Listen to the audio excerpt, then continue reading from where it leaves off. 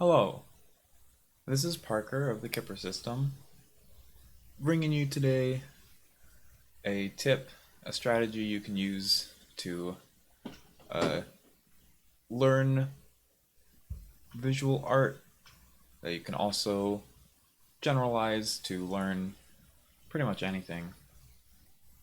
But today we're specifically talking about comparison in the context of visual art, specifically with the snapshot tool. Now, the snapshot tool is something that is in Krita, that is the drawing program of choice that we use and have used pretty much since we started digital art. It is free and open source. We will put a link in the description to the website where you can download it. But essentially what Snapshot does is it allows you to take a snapshot, a copy of the way that things are at a given moment in your drawing,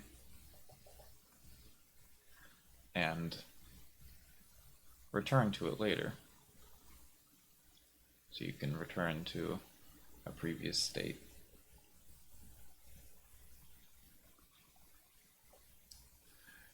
And this is something that we initially only really used sort of in specific scenarios where we wanted to try something really experimental and didn't want to have to hit undo a bunch of times. Eventually we started to see the potential of it for making direct comparisons between tiny changes. Like, for instance, I want to try a different hand position here on this golf swing. But I'm going to finish up the rest of the drawing first. So,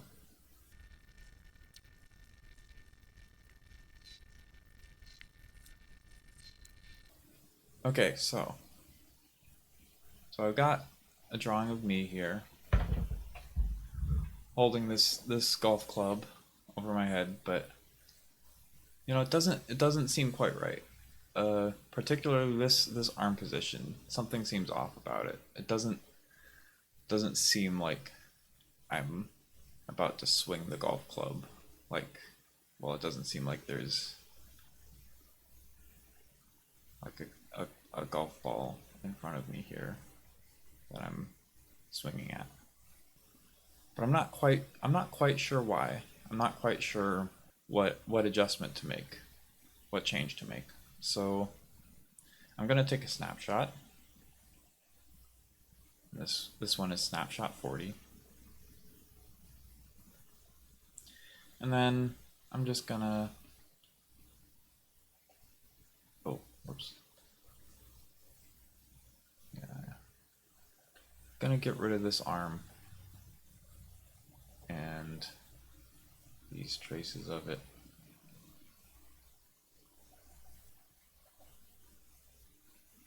I'm gonna try something different. Thinking, what if I try the hand grabbing here instead? Would that look better? So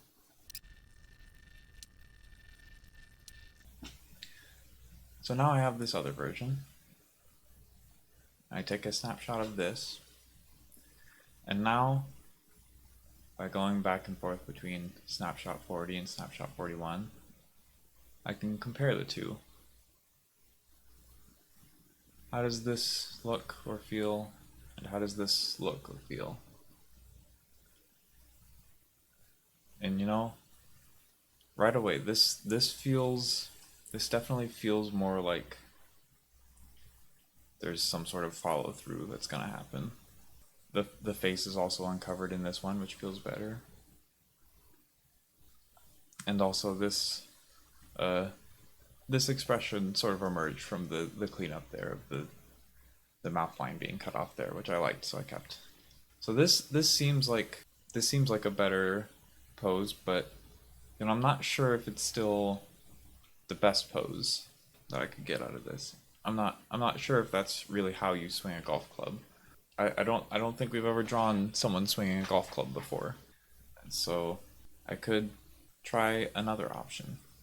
I could also look up reference, of course. That is always an option. That's a good option, especially when you're drawing something that exists already. But for this video, I'm focusing on the sort of process of visual problem solving.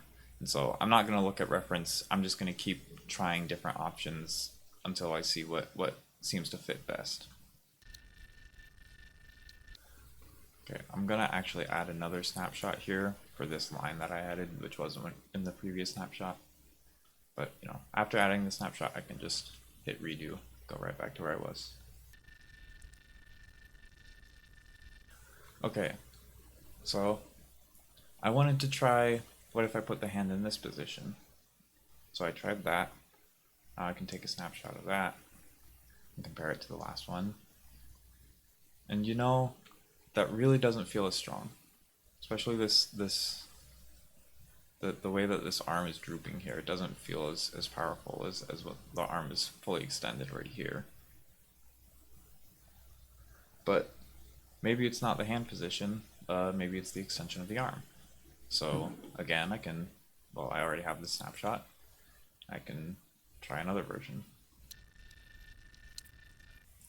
Okay, so here we have this version. Take a snapshot, we can compare the two. And somehow, even with the arm extended like that, it doesn't really look more powerful. It doesn't really look more confident. So I guess my theory was wrong about it being the extension of the arm. But that's okay. We still have this one, which still feels the best out of all of them. Although I do notice this hand position feels a little awkward. I'm gonna try tilting it this way. Compare these two. Oh yeah. No, that definitely feels better. Let's see. Is there anything else that I could try? Maybe this leg? Could be a little bit further in this way. A little bit bending forward more with the curve of the body.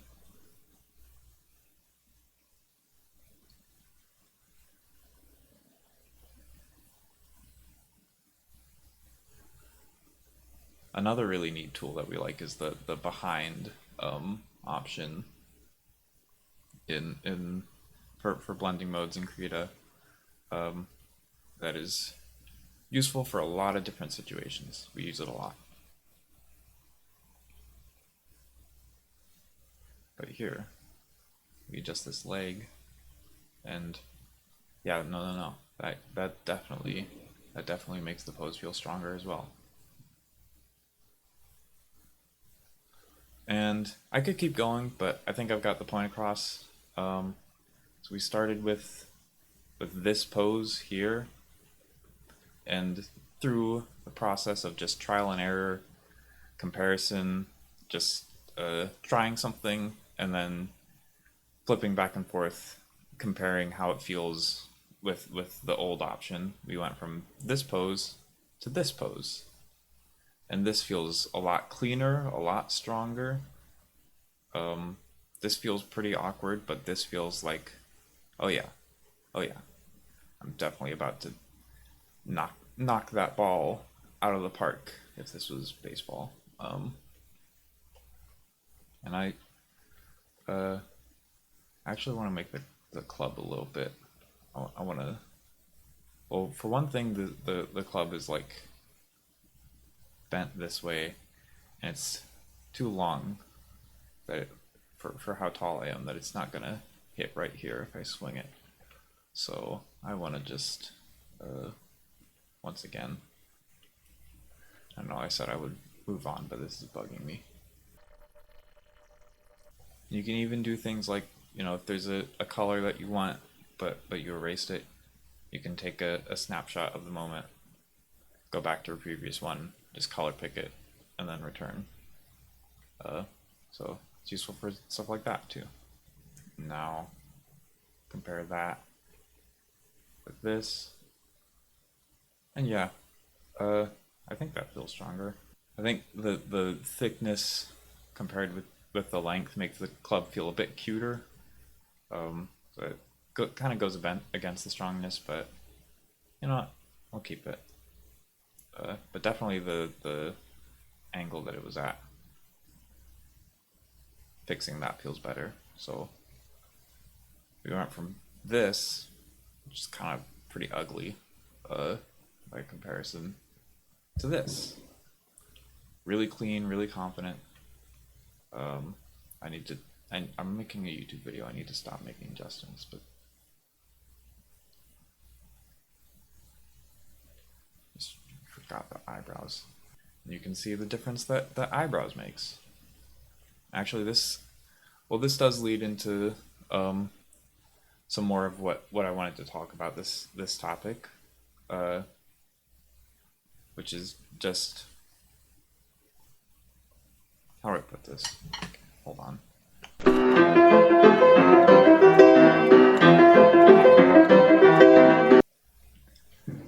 So with this tool, you can use it to work through a specific drawing. You can also use it to compare different aspects of like design. So like, say if I'm designing a face for a character, I'll do someone who isn't me for once. If I'm designing a face for a character, this red gumdrop shaped fellow, and I want this character to be, say, sort of dreamy, as in like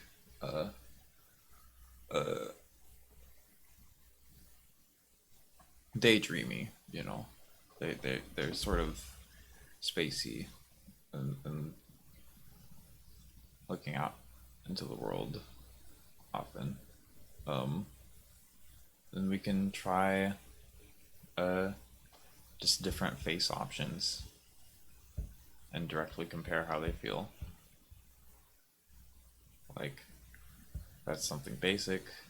Do some like spirals. It's like maybe really leaning into it, put the mouth down lower.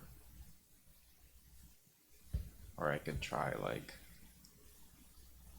I could give them these big pupils or these big eyes, give them like star pupils.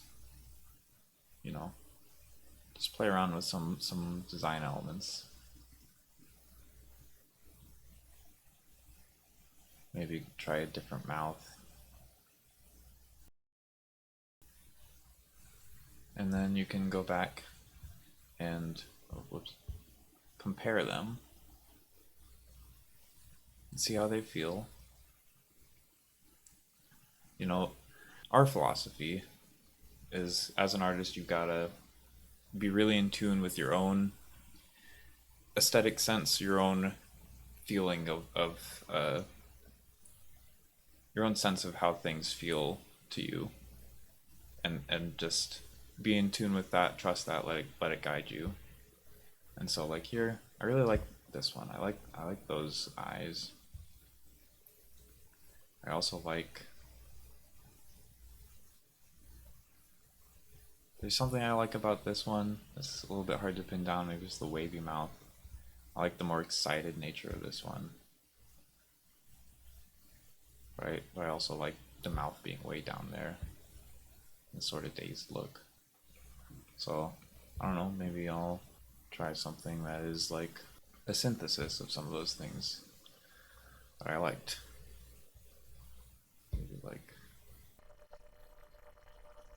something like that.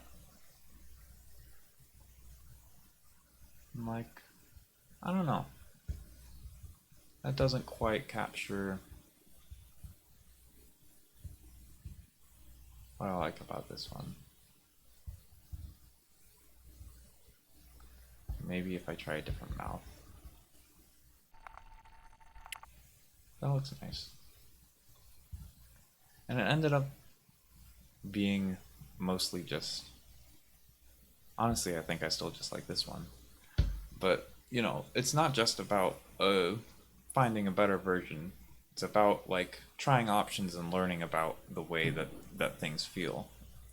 And basically, the real power of this tool and this method for us comes from just letting you guide your own learning when it comes to visual art or whatever you might apply it on, which we'll get to later on some ways that you can apply the same thing to other areas. But no matter what level of experience or training or skill you're at, it lets you try different things, see how they feel for you, and start to get a sense of why certain things work and certain things don't.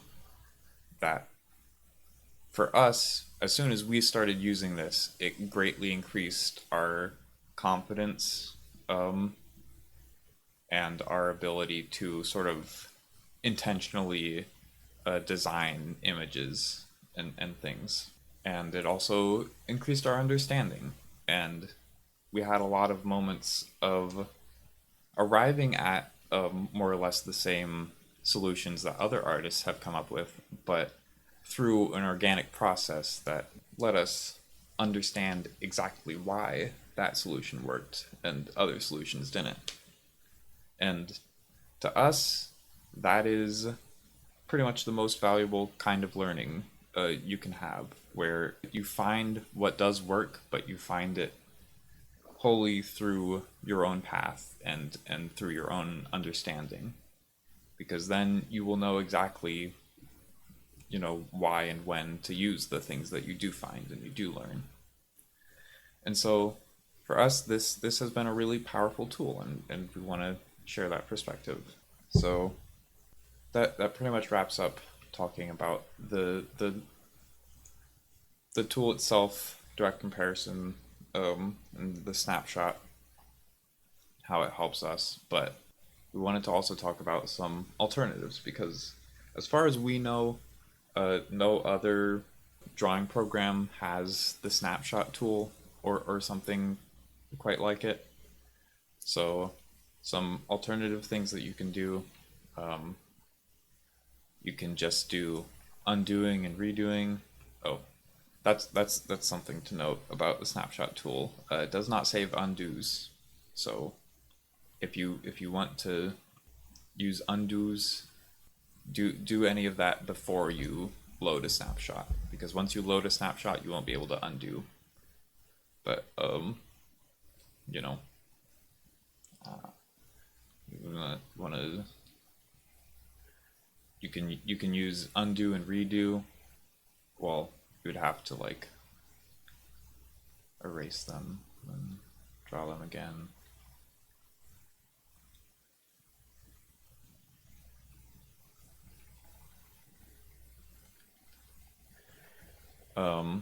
This is probably the most universal method that you can use, but some problems with it. One, it just takes a lot more inputs to arrive at the same thing. It takes some time.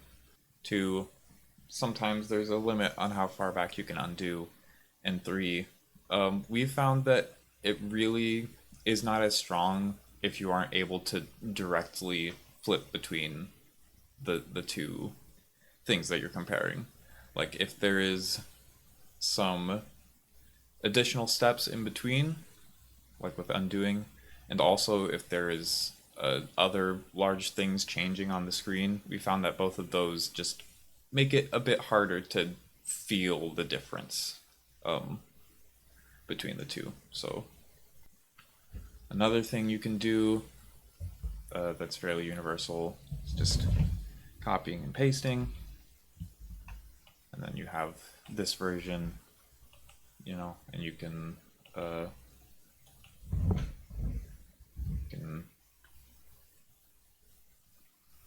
do whatever you want with this version.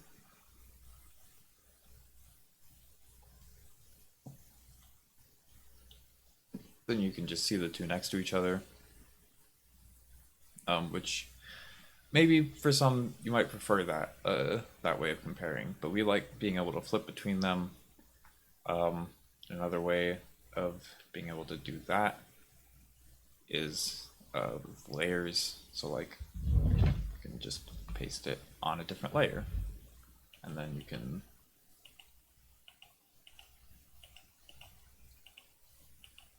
hide one layer and show the other. But this also runs into the problem of having a step in between that makes it a bit harder to feel the difference.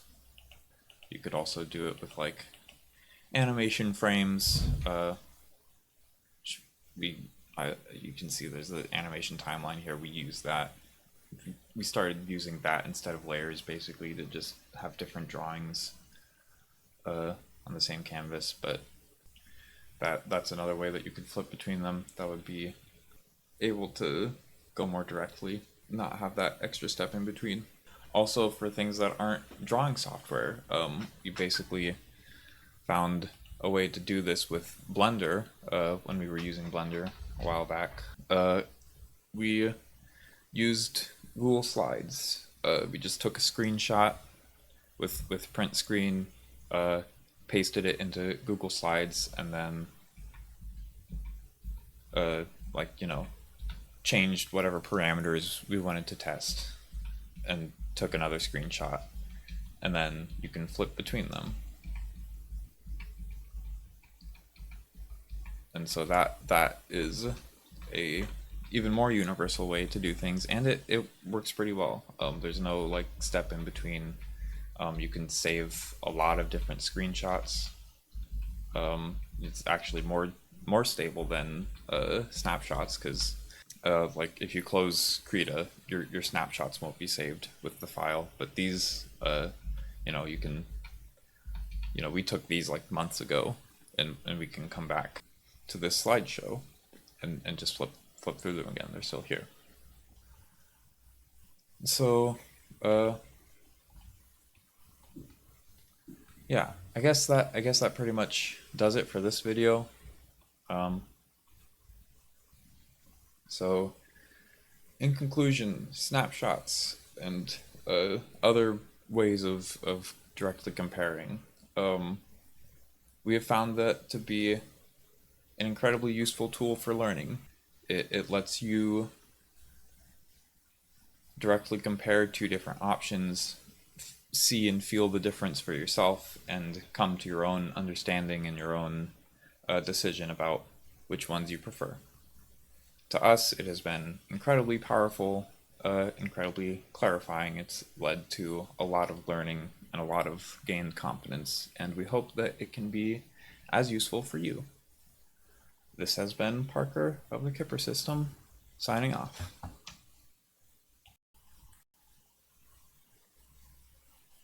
Hey, this is Parker again, just popping in to plug our streaming channel. If you like watching us draw, that's mostly what we do over there.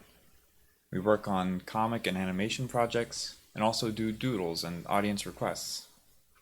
We also have a pretty killer music playlist, so if all else fails, you can hang out and vibe to some nice tunes. We stream basically whenever we want, which is usually pretty often. We hope to see you stop by. It'll be fun. But for now, that's the end of this video. Wish you the best, and take care.